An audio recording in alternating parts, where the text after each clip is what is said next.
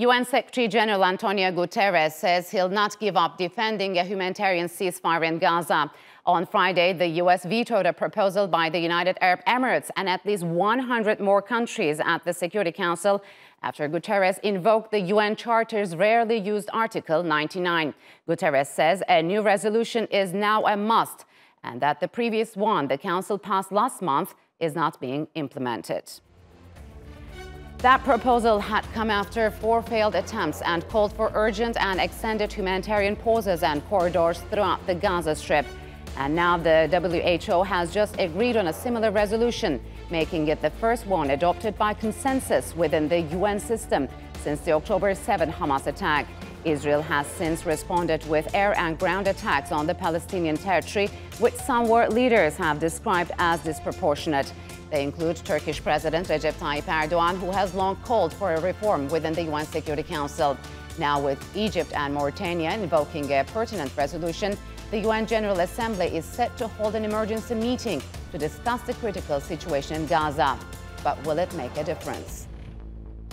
And for more on United Nations efforts in times of crisis, joining me now from London is Javier Farje. He's a political analyst, and from Rome, Marco Cornellos. He's a former Italian ambassador to Iraq. A warm welcome to you both, and thanks for joining me on Straight Talk. So, Javier, what do you make of the UN's role since the start of the Israel-Hamas war? It's about the Security Council. There's a big split between the Security Council and the General Assembly. The General Assembly has always been in favor of a peace process, and the Security Council, the US, has been vetoing every resolution in the last 40 years that criticize Israel. So this is another nail in the coffin of the credibility of the 5 permanent members of the Security Council. More than half of the total of vetoes that the US has imposed in the Security Council are related to criticism of Israel. It's been the Brazilian foreign minister, Mauro Vieira, who just finished as a president of the Security Council that in October, was very critical because he proposed many resolutions to try to find some kind of conflict resolution for Gaza, and they were all vetoed by the United States. So the situation is between on the one hand, you have the Security Council and the US vetoing this. On the other hand, you have the General Assembly who represent the majority of people, and then they don't seem to have a power to stop this nonsense. So, Marco, calls are growing for the United Nations Security Council to be reformed after the US used its power to veto, to block actually Gaza's ceasefire. And lately, the Brazilian president, Lula da Silva, has criticized the council for failing to adhere to international law. So how do you think this will all play out in the near future? I'm afraid to say that it will not play out at all for the obvious reason that Xavier just mentioned. Security Council is split. And on the Israeli-Palestinian issue, there's no chance that this split will going to be settled soon, anytime soon. The problem is that to reform the Security Council and to reform the procedures of the UN, you need the Security Council because the system was conceived at the time in order to pass through the Security Council for any, basically, reform. The Security Council must be reformed. First of all, the veto should be removed from the power of the permanent members. And in due course, permanent members should be abolished. And then having a real body with rotating members to make it a really representative of democracy of the world.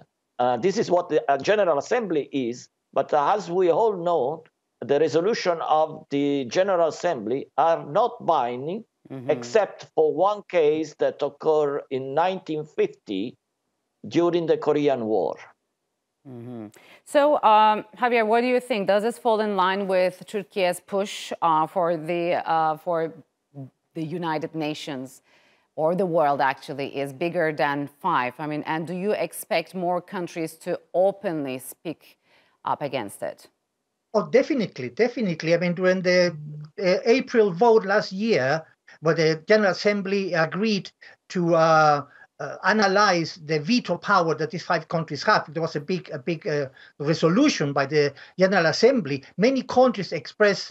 Liechtenstein proposed this actual resolution. By the way, many countries from the developing world to Norway, Sweden, Mauritania, Egypt, etc., South Africa, which is influential as well, propose that the veto should be reviewed and should be abolished. This is a debate that happened coming from 1945 during the San Francisco conference, when the Australian foreign minister said that there shouldn't be a veto when it comes to a conflict resolution, and the 5 countries said no. This is a very old debate. Now the Gaza has highlighted this unfair situation where these countries have power to veto resolutions. So we, on the one hand, as you mentioned, and Marco mentioned, with all the experience he has as a diplomat, you have the General Assembly whose resolutions are not legally binding. On the other hand, you have a Security Council which takes totally different approach, and that splits the UN and makes it very difficult to achieve any kind of conflict resolution, in this particular case, in the Middle East and Gaza.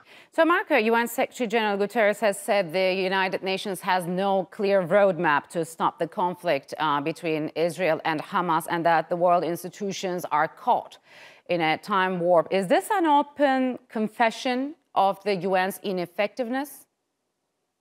Well, I think that we are missing the real target here, because the reason why the UN has no clear roadmap on the Israeli-Palestinian issue is due to the fact that the UN is prevented to act effectively by the permanent members. To make peace, you need to, you have to have the UN acting. Whatever the UN has to do has to have a mandate. This mandate must be provided by the Security Council. And I don't believe that there's going to be this Security Council, with this American administration in particular, that will give any mandate to UN work in order to promote the Israeli-Palestinian peace process. This has been an American prerogative for at least 30 years, to say the least. And of course, the USA performed this job in a very peculiar way, being the Israel lawyer to all effects.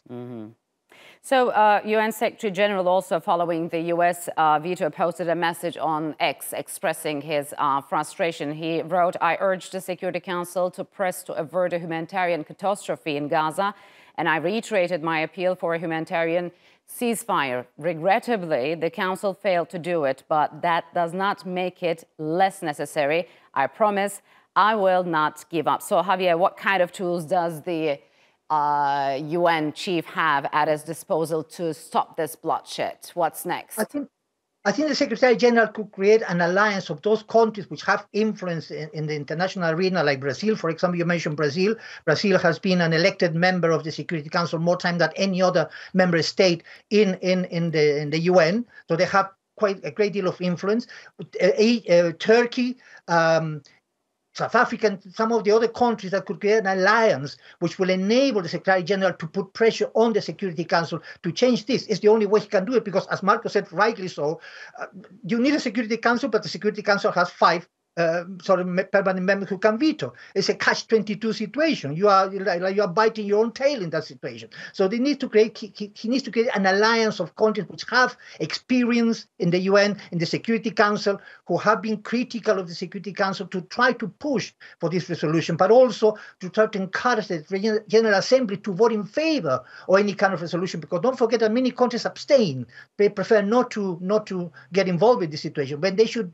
If there is an overwhelming vote, even if it's not legally binding, and there are countries like Brazil, countries like Egypt, countries like Turkey putting pressure, that might change something. I mean, it's difficult because of the power these 5 permanent members have, but he has to start somewhere. And this is, for me, at the moment, it's the only choice he has in this particular instance. So, Marco, as a former diplomat, if you take a stock of the UN's past performances in Bosnia and Cyprus, would you say that Gaza is simply a repeat?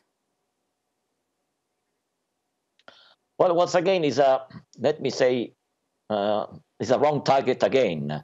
You should not mention the UN ineffectiveness or complacency here, but the Security Council members, which prevents the UN to act and be effective with their veto power. So it's not the UN the problem. The problem are the nations who are preventing the UN to work effectively in order to settle the conflicts. And these nations are 5 permanent members of the Security Council, and the gold medal so far goes to the United States of America. So, Javier, can we say this is an outdated formation that needs to strengthen its tools against conflicts, or has it fulfilled its mission already? And tell us, what would the world look like without the UN Security Council in its current form? Well, I mean, it's an outdated structure. Don't forget that 4 of the 5 permanent members of the Security Council were winners during the Second World War. We are talking about something that happened more than 80 years ago. That context has completely changed now. We are talking about a completely different era in all aspects, which would be too long to enumerate. So it's not only obsolete, but also it's at the back of the member states of the United Nations. As Marco said clearly, you know, this is a problem that we have in terms of having people who can veto anything. We mustn't forget, and one of the criticisms that Brazil have made is that most of the vetoes come from countries thinking about their own interests rather than the interests of the international community, and that is a problem here. Thank you very much, gentlemen. Unfortunately, we'll have to leave it here. Thanks for joining me on Straight Talk.